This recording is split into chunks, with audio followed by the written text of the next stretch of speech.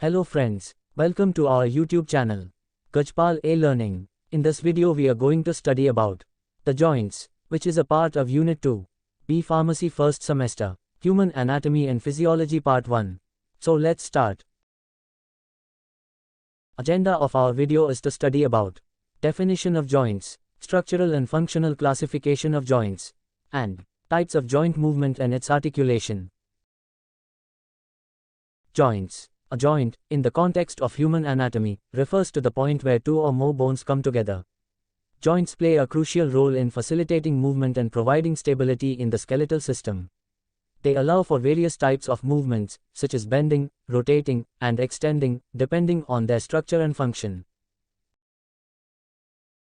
Now, the structural and functional classification of the joints. Joints can be classified into two main categories: structural classification and functional classification. Structural classification of joints. The structural classification of joints is based on the type of connective tissue that binds the bones together. There are three primary types of structural joints.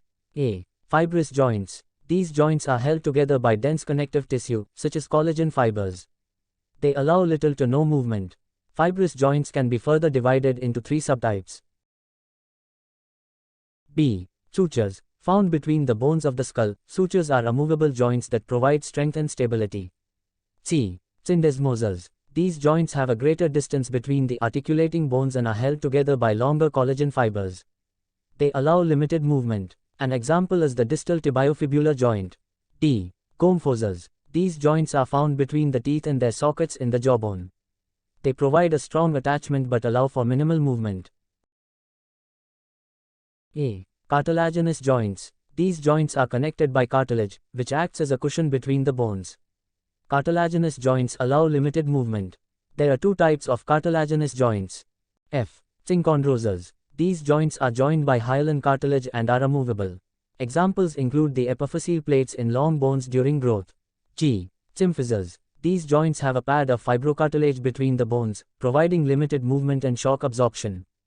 The pubic symphyses and intervertebral discs are examples of symphysis. H. Synovial joints. These joints are the most common and complex type of joints in the body. They are characterized by a joint capsule filled with synovial fluid, which lubricates the joint and reduces friction. Synovial joints allow a wide range of movement. There are 6 main types of synovial joints. First, hinge joints allow movement in one plane, like a hinge. Examples include the elbow and knee joints. Second, ball and socket joints permit movement in multiple planes, including rotation. The hip and shoulder joints are examples. Third, pivot joints allow rotational movement around a central axis. The joint between the atlas and axis, C1 and C2 vertebrae, in the neck is a pivot joint. Fourth, condyloid joints permit movement in two planes, such as flexion, extension, adduction, and abduction. The wrist joint is a condyloid joint.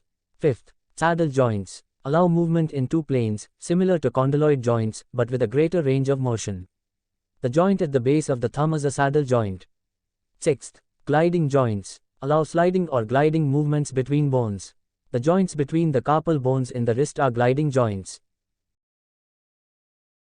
Now the functional classification of joints is based on the degree of movement they allow.